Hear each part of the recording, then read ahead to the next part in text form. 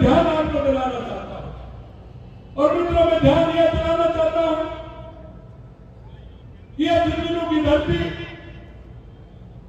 एक बात तो निश्चित मान लीजिए कि कोई भी काम आप करते हैं सोच समझ के विचार करके करते हैं। और वो मैं इसलिए कहना चाहता हूं, आप इतने लंबे समय से चुनाव में हिस्सा ले रहे हैं, अपनी भागीदारी भी निभा रहे हैं, लेकिन मैं इतना कहना चाहता हूं, मेरे भाई और बहनों, आप इस देश और प्रदेश के मालिक को सोचना पड़ता है कि मुझे मेरे निर्णय लेने से पहले क्या करना होता है। मैं आपसे इतना ही कहना चाहता हूं कि आप कोई भी सामान लेने दुकान पर जाते हैं, आप बड़ी देखभाल करके लाते हैं, बड़ी समझदारी से लाते हैं, 4 बार उसको देखते हैं। अरे हमारी माता बहनें भी अगर एक मटका लेने के लिए जाती है तो उसको 4 बार ठोक करके बजा करके देखती है, कहीं इसमें कोई सुराग तो नहीं है। अरे मैं आपसे वही कहना चाहता हूं मेरे भाई और बहनों, जब आप अपने देश और प्रदेश की सरकार बनाने जाते हैं, अपना एक ऐसा जनप्रतिनिधि चुनना चाहते हैं, किस पार्टी को चुनना चाहते हैं, ये आपको देखना चाहिए कि नहीं देखना चाहिए? अरे मेरे को बताओ, आपको देखना चाहिए कि नहीं देखना चाहिए? मैं आपसे यही कहना चाहता हूं।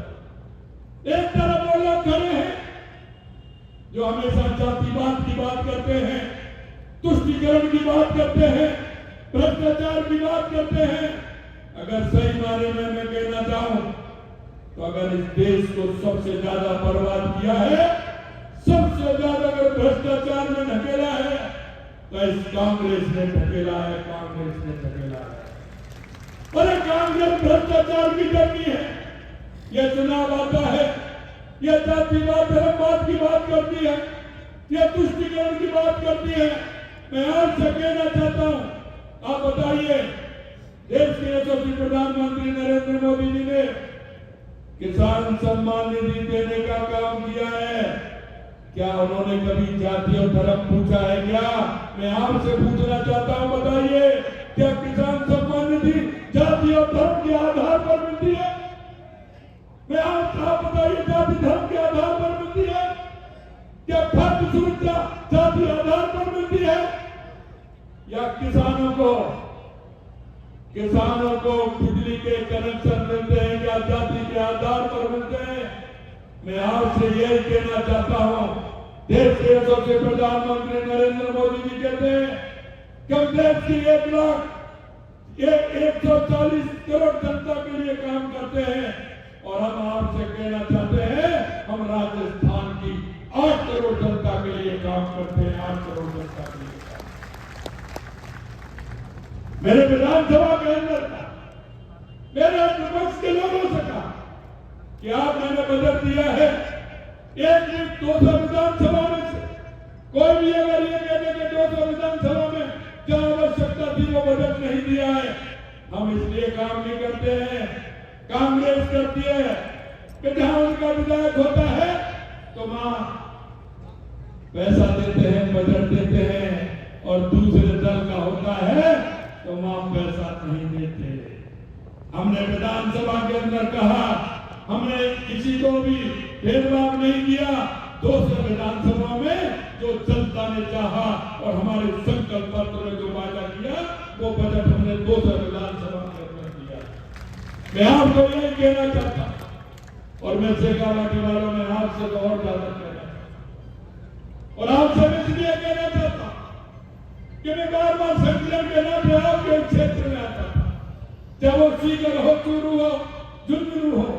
मैंने देखा है अगर किसान सिर्फ एक फसल लेता है, पानी के लिए परेशान होता है, 50 साल के बाद अगर कहीं यमुना समझौते का MOU कराया तो भारतीय जनता पार्टी की सरकार ने कराया, जिससे मेरे शेखावाटी के लोग, मैंने पहले भी कहा था, कांग्रेस की तरह जुम्मेवारी तो नहीं करेंगे कि आलू से सोना पैदा करके दे दे आपको। आलू से सोना पैदा करके तो नहीं झूठ बोल सकते हम, लेकिन मैं एक बात कह सकता हूं कि अगर शेखावाटी की धरती को अगर पानी मिलता है तो मेरी ये धरती सोना उगलेगी, ये मुझे विश्वास है। और आपने देख लिया, हमने कहा हमारी योजना आगे बढ़ी, हरियाणा के चुनाव आ गए, लेकिन मैं कहना चाहता हूं मेरे भाई और बहनों, अगर आप अपनी बात रखना चाहते हो, अगर अपने विकास की बात करते हो, आने वाली पीढ़ी की अगर बात करते हो, तो आप सभी का अधिकार है, एक नागरिक होने के नाते, इस झुंझुनू जिले का नागरिक होने के नाते, शेखावाटी का नागरिक होने के नाते अपने अंदर झांकना, आगे वाली पीढ़ी को विश्वास नहीं दिलाना कि जिसको हमने एमओयू किया था, कांग्रेस ने, हरियाणा की कांग्रेस ने अपने घोषणा पत्र में क्या लिखा है कि अगर कांग्रेस की सरकार आती है तो हम राजस्थान और हरियाणा के बीच यमुना जमुना का जो समझौता हुआ है उसे हम रद्द कर देंगे। क्या वो मैं उस पानी को कोई हमारा कार्यकर्ता पी रहा था क्या?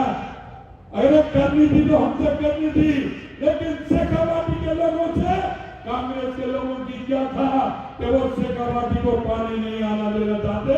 ये किस मुंह से आपके सामने वोट मांगने के लिए आ रहे हैं?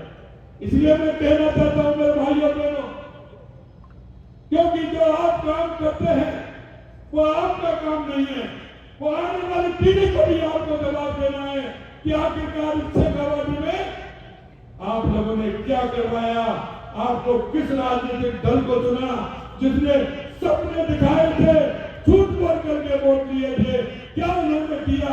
क्या ये आपसे हिसाब नहीं मांगेगी आने वाली पीढ़ी? मैं आपको विश्वास दिलाना चाहता हूं मेरे भाइयों बहनों, और मैं स्पष्ट तौर पर कहना चाहता हूं, हमने 10 महीने हमारी सरकार को हुए, हमने जो संकल्प पत्र में वादा किया है, हम दिन रात मेहनत करते हुए, हमारी जो टीम सामने बैठी है, हमारे कार्यकर्ता जो बैठे हैं, मैं आपको विश्वास दिलाना चाहता हूं, हम गरीब को गणेश मान करके पूजा करते हैं, हम पंडित दीनदयाल उपाध्याय के अंत्योदय की योजना को लेकर के आगे चलते हैं। और हमने इसलिए कहा आप 10 महीने के अंदर हमारे कामों को देखिए, उसको परखिए।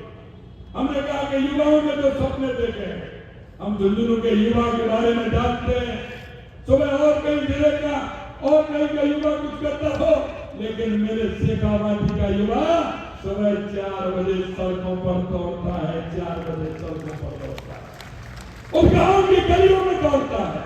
मेरी बहनें पढ़ती है, उनके अंदर करने की इच्छा है, और उस इच्छा की जो उनकी इच्छा है, उस इच्छा के अनुरूप भी हम काम कर रहे हैं, उनकी भाव और भावना को देख करके हम काम कर रहे हैं। हमने युवाओं से वादा किया, हम सरकारी तौर पर 4 लाख भर्ती करेंगे, लेकिन मैं आपको कह के जा रहा हूं, 4 लाख तो हमने कहा है, 1 लाख भर्ती हमने इस साल कहा है, पहली साल में करेंगे। 33,000 को हमने नियुक्ति पत्र दे दिया, और अब देखते जाइए, कैलेंडर भी निकाल दिया, और कैबिनेट ने 90,000 वैकेंसियों को हमारी कैबिनेट ने स्वीकृति करने का काम भी किया। और अभी आप हमारे माननीय प्रदेश अध्यक्ष जी कह रहे थे